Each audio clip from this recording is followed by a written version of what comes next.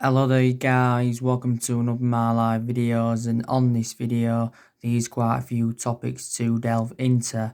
So Ole Gunnar Solskjaer and Manchester United are facing around 5 issues ahead of the game tonight against Tottenham. Now one of those issues is he's regaining momentum quickly. Another one of those issues are out of formed players, because of course throughout the course of this season there has been quite a few players that have been out of form for Manchester United. Of course David De Gea has been out of form. Of course Jesse Lingard has been out of form, and also too Andrews Pereira has been out of form. Another one of the issues is tactical tweaks. That's another one of the issues. We've also, got an issue regarding Angel Gomez. Because obviously, he's stalling on signing a new contract at the football club. Ole Gunnar Solskjaer did reveal on his press conference yesterday that Angel Gomez is close to signing a new contract at Manchester United, but did make an admission saying that there is still uncertainty over his future. Now, don't forget, Angel Gomez's current contract does expire at the end of this month. I think the new contract we've offered Angel Gomez is around £30,000 a week. But I think Angel Gomez has got, element of concerns about getting into the first team, because Angel Gomez has only made 6 first team appearances this season. He's only made 6 first team appearances and all of that. And I think he's only made a total of 10 appearances since he broke into the senior squad. Now, these clubs that have been interested in Angel Gomez, don't forget Chelsea are in for him. Also to Arsenal were in for him before, and so to Barcelona. But we've put forward a few contract offers for Angel Gomez, but like I mentioned, he has turned these down. Another one of the issues is keeping everybody happy. So they are the 5 issues that Manchester United and Solskjaer are facing ahead of tonight's game against Tottenham. Like I did mention as well, these decisions that Manchester United have got to make, probably for the remainder of this season. There's also decisions that we've got to make ahead of next season as well. Of course, next season, Dean Henderson could become our number one goalkeeper. We know for the remainder of this season, David De Gea is going to remain our number one goalkeeper, because David De Gea has been our number one goalkeeper for several years in that. Dean Henderson's going to be staying at Sheffield United for the remainder of the season, because his loan has been extended. This has been Dean Henderson's second season on loan with Sheffield United, and he has been Sheffield United's player of the season as Dean Henderson. But Dean Henderson's had quite a few loan spells. He had a loan spell at Shrewsbury, Stockport and Grimsby. Solskjaer did say recently that Dean Henderson will be England's number one goalkeeper and Manchester United's number one goalkeeper in the future. So we won't get rid of Dean Henderson permanently, because we do see him as a long-term replacement for David De Gea. I think Dean Henderson's got a contract with us until 2022. Next season as well, Brandon Williams could be our first choice left back. Because I did say to you, didn't I, we are facing a bit of a dilemma at left back. Probably for the remainder of this season, Luke Shaw will remain our first choice left back, of course. But, things could be different next season. But actually, with us playing with 3 at the back, Luke Shaw and Brandon Williams can play in our 11 anyway. Because obviously, you can put Luke Shaw as a centre-half and Brandon Williams as a left wing-back and that. So these decisions that Manchester United and Ole Gunnar Solskjaer have got to make. Of course, these 9 games remaining in the Premier League for us. And like I've said to you on my recent videos, we should take at least 21 points from our 9 remaining games, because I think we've got the easiest running out of all the Premier League teams.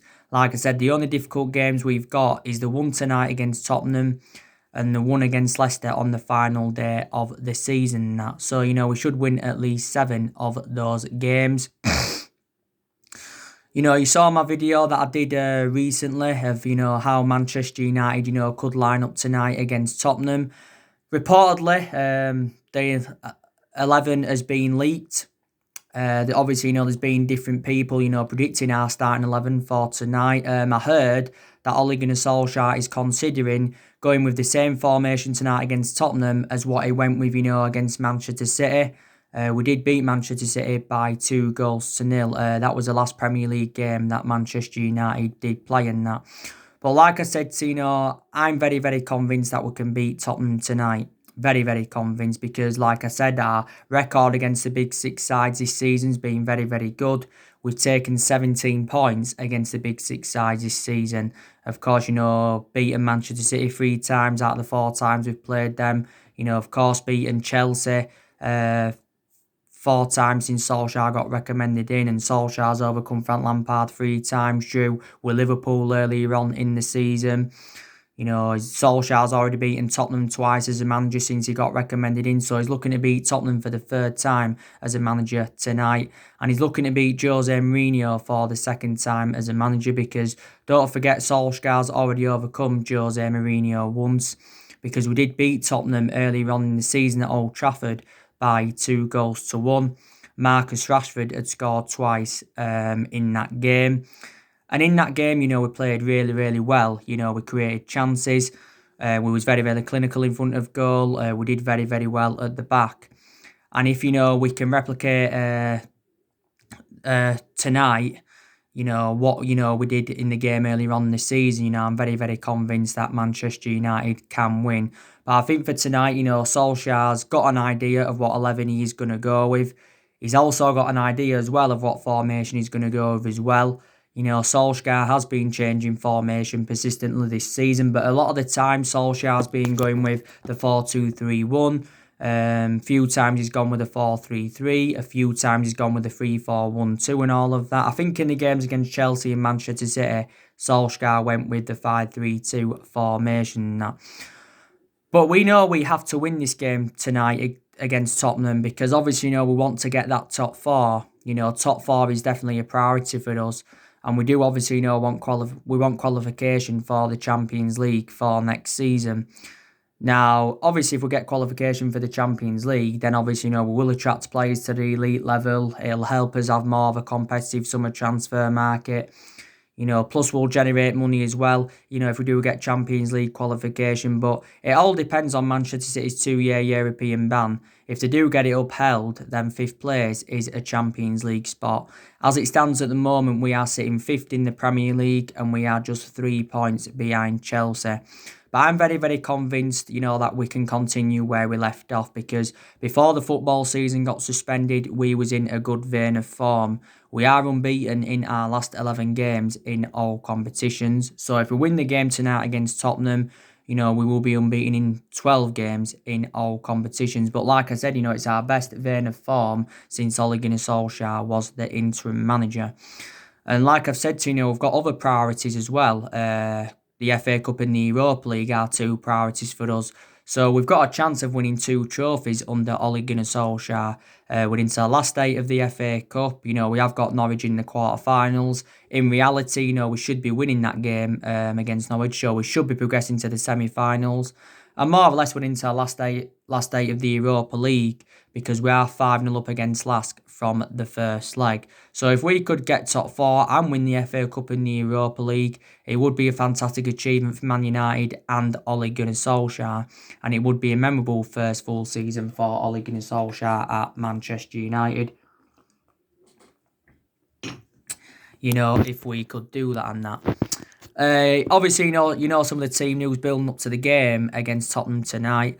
I'm hearing stories, saying that Paul Pogba's going to be benched for the game tonight, and then I'm hearing other stories saying that Paul Pogba's set to start for Manchester United. Now, there's no excuse, why we can't start Paul Pogba tonight because Paul Pogba is fully fit. Paul Pogba, tonight could be making his first appearance for the club in 176 days, and he could be making his first start in 263 days.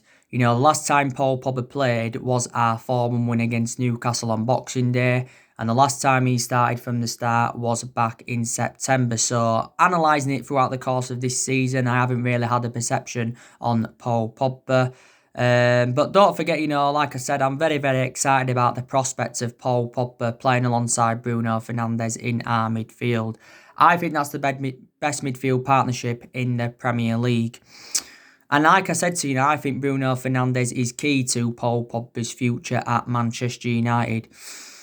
Because if the midfield partnership can work out, then I think Paul Pogba will commit his long-term future with Manchester United and he will end up signing a new long-term contract. As it stands at the moment, Pogba's got a year left on his contract, but the club do have an option to extend it for a further year. And on Paul Pogba's current contract at the moment, he's on around 300 grand a week, or is it just under £300,000 a week he's on? So he is one of the highest paid players. He's also our most expensive signing, don't forget, because we did pay £89 million for Paul Pogba. You know, and I said to you, didn't I, our first choice midfield trio will be Pogba, Bruno Fernandes and McTominay. Without Paul Pogba starting though, the best midfield three is obviously, Bruno Fernandes, McTominay and Fred. So there you go. But we did play West Brom in 2 friendlies the other week, and we lost the first one 2-1, but won the other one 3-1. And Paul Pogba played alongside Bruno Fernandes for the very, very first time. Like he updated you this morning, Ole Gunnar Solsjaker wants to see some leadership from Paul Pogba, and he wants to see Paul Pogba in his best form now that that the season has resumed. Don't forget, Paul Pogba recently. Paul Pogba's Rolls-Royce car, recently got seized by the police for allegedly having a French number plate and all of that. But we know now that Paul Pogba's future has more or less been resolved. Adnan Januzaj did reveal not too long ago that, Paul Pogba will stay at Manchester United beyond this season. So Paul Pogba has to start tonight. Because if Paul Pogba doesn't start tonight, I presume, there will be a lot of Man United fans criticising, Solskjaer for not starting Pogba. And also, too, if he doesn't start Rashford tonight, he'll receive a lot of criticism in that aspect as well. So we need to start Paul Pogba and Marcus Rashford tonight. Of course, now Marcus Rashford is back from his back injury. And like I said to overall, Marcus Rashford is one of our best players, and he was one of our best players earlier on in the season before he sustained that back injury in that.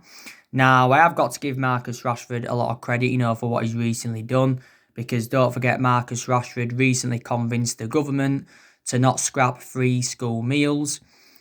So, reflect on, what Rashford's done. Free school meals have been extended for another 6 weeks. Because obviously, Rashford was recently talking about,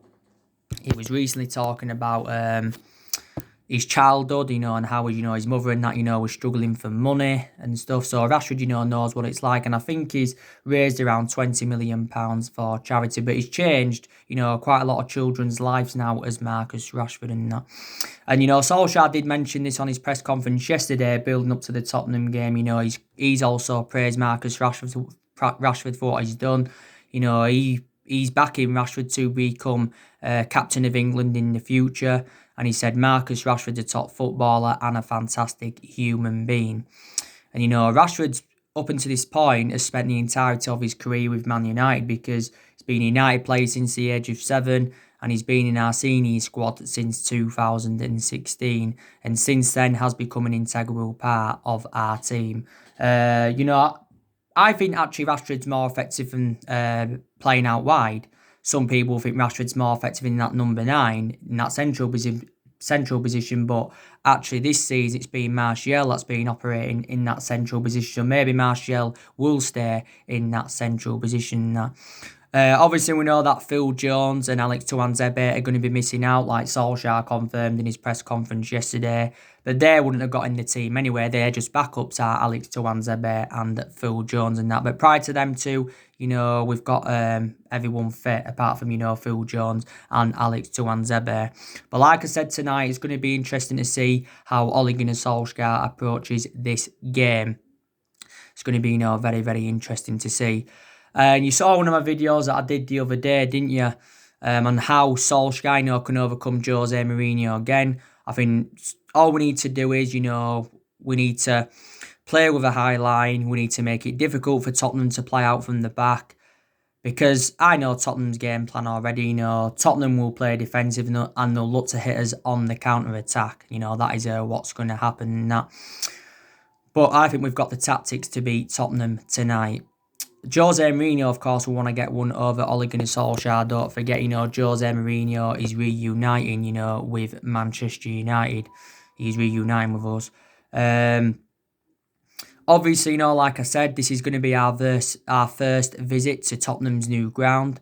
Like I said, I think Tottenham did pay around £1 billion for the new stadium. I think they actually are paying it in instalments. I heard the other week that Tottenham had taken around a £175 million loan. Something like that, that's what I heard anyway. Some of Tottenham's team news already. The good news is from the Tottenham perspective, they have got Harry Kane now back. Jose Mourinho's confirmed Kane's starting, Sung's starting, and Sissoko, they're all starting, because Sung's also back from injury. It did say Giovanni Lo Celso's a doubt for Tottenham. Tanganga's going to be missing out. Don't forget Dele Alli's going to be missing out, because don't forget it recently confirmed that Dele Alli has got a 1-game suspension from the FA for them coronavirus offensive social media posts, and Dele Alli had been fined around £50,000 for this. And I think also too, Troy Parrott is missing for Tottenham as well. He's missing for Tottenham as well. But like I said to Tottenham have still got players, that can cause us all sorts of problems. Tottenham know from their perspective, they have to win this game tonight as well, to keep their top 4 ambitions alive. Because obviously, Tottenham have enjoyed a very difficult season, and, Tottenham can't win anything in terms of silverware this season, because they're not in the Champions League. They got knocked out by RP Leipzig. They're not in the FA Cup. They got knocked out by Norwich. So Tottenham know, this is a must-win game. Like I said, Tino, we haven't done the double over Tottenham since the 2011-12 season. Like I said, the Tottenham Hotspur Stadium is the 58th different away ground that Manchester United are also going to be visiting as well. Going to be visiting as well and that. But like I said, Tino, in regards to Tottenham, I think they made a really bad mistake by recommending Jose Mourinho win. Because like I said to Jose Mourinho is no longer a manager at the top level. He's past his sell-by date. Like I said, in regards to Mourinho, he has got a good pedigree behind him, reflecting on the amount of silverware he has won, because he has won around 25 major honours in his managerial career and all of that, Jose Mourinho, but no longer a good manager at the top level. And I think, Tottenham shouldn't have got rid of Mauricio Pochettino. Don't forget Mauricio Pochettino endured 5.5 years with Tottenham. And analysing the vast majority of his tenure, Tottenham were competing in and out of the top 4, when they did have Mauricio Pochettino. Don't forget Pochettino progressed Tottenham to their first ever Champions League final last season. So they shouldn't have really, got rid of him. Of course, Tottenham have made signings since they got Mourinho. When Mourinho made around 2 or 3 signings so far. I think they didn't they get Jedson Fernandez under Mourinho? Of course, they got Steven Bergwijn. He's been a very, very good signing for Tottenham. And there's other players as well in recent years they've recruited in, such as Tanguy Ndombele. I think he's going to play tonight. Davinson Sanchez as well. Didn't they get him around 3 years ago? They've obviously, got Sergio Aurier and all of that. So Tottenham, have got good players. They did let Christian Eriksen go in January. Christian Eriksen endured 7 years with Tottenham. He went to Inter Milan, and they let Danny Rose go out on loan to Newcastle. Did Tottenham. But Jose Mourinho has obviously been talking a lot. About this game tonight. Earlier on this week he was talking about, and he was saying like Ole Gunnar Solsjaker is way out of his depth at Manchester United, and he also loves Marcus Rashford. So that's an admission Jose Mourinho's made. And I think he's named the 4 Manchester United players that Tottenham do have to contend with. I think he said Daniel James, Martial, Rashford, and Jesse Lingard. So that's, what Jose Mourinho said. But, they will definitely play a defensive role, Tottenham, because, Jose Mourinho's got a reputation of parking the bus against big teams. He did it quite a lot during his 2.5 years with us and all of that. So let's just put that into the equation. But really, really looking forward to this game. I really, really am. But, we will see what happens,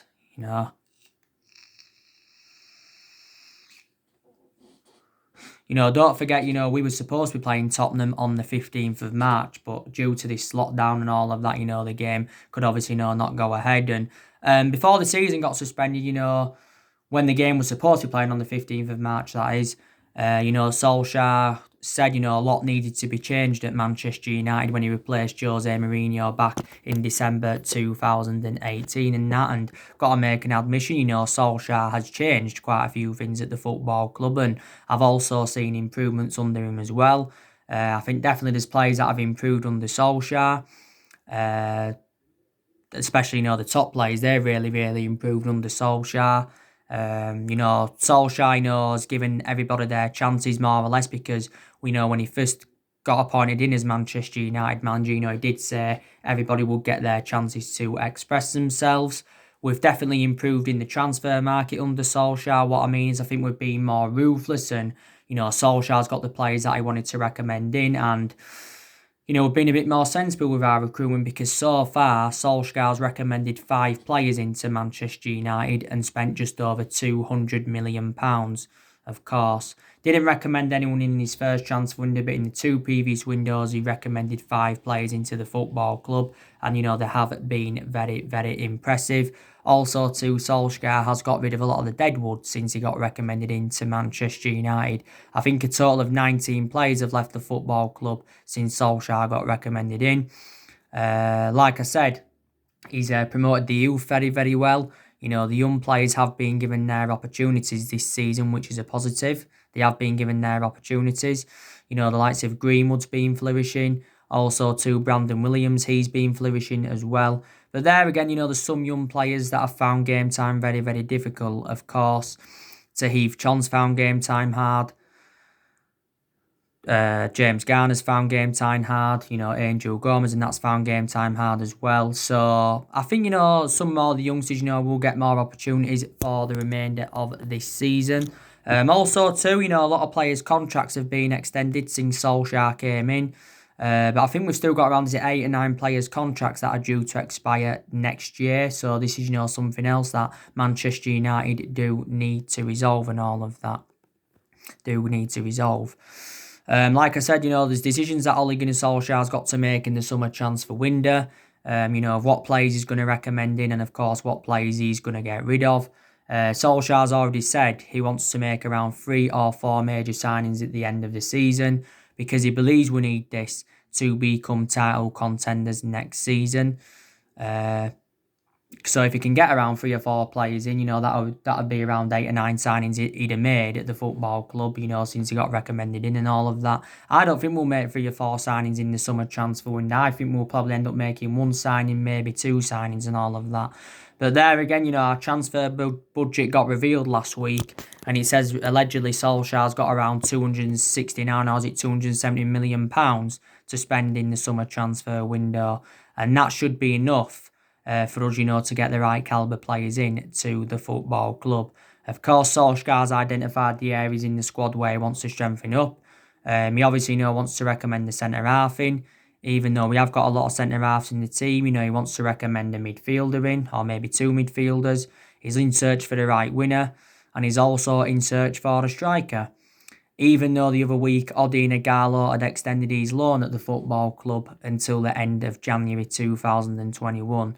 So Ighalo's going to be staying at the football club for a further 7 months. There's no option to buy Ighalo, there's no obligation to buy him. So after his loan with us, he will go back to Shanghai Shenhua. But I think Ighalo's starts now will be limited, because obviously, Marcus Rashford is now back from injury.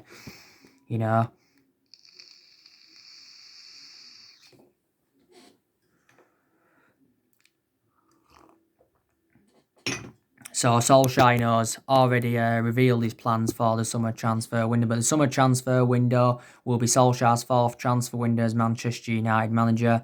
And Solskjaer knows he's got the backing of Ed Woodward. He's also got the backing of the Glazers and all of that. But, Solskjaer's job is safe at the moment, like Ed Woodward's confirmed quite a few times. And, what saved Ole Gunnar Solskjaer's job at Manchester United is the signing of Bruno Fernandes, because definitely Bruno Fernandes has made the difference in the team.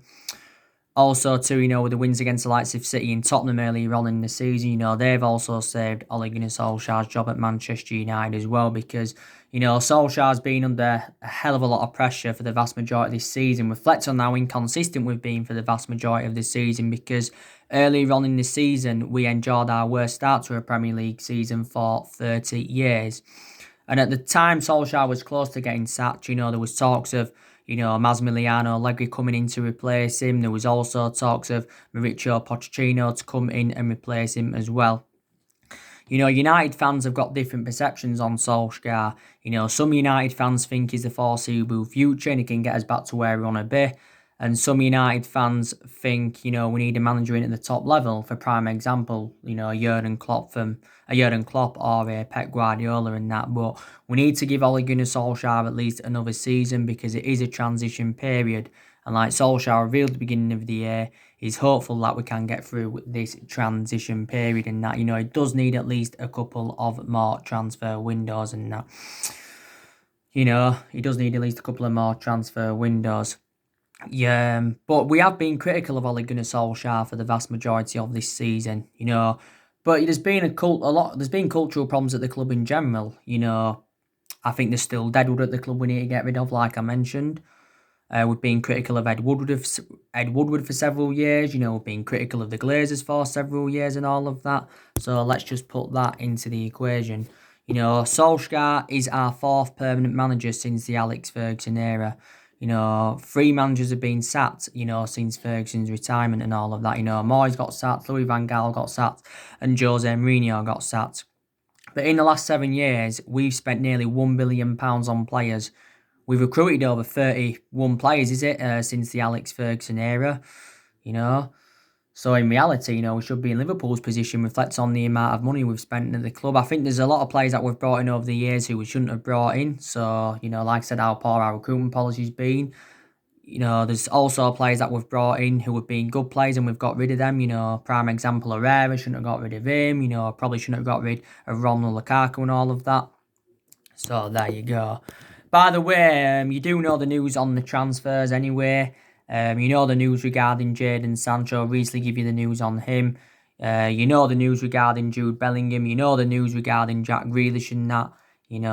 I think, Jack Grealish, will solve our attacking problems out, if we do get him in the summer transfer window. Jadon Sancho, Dortmund remain ruthless over their valuation. Dortmund have still said that they want at least £100 million. The Telegraph said the other week that they want around £115 million.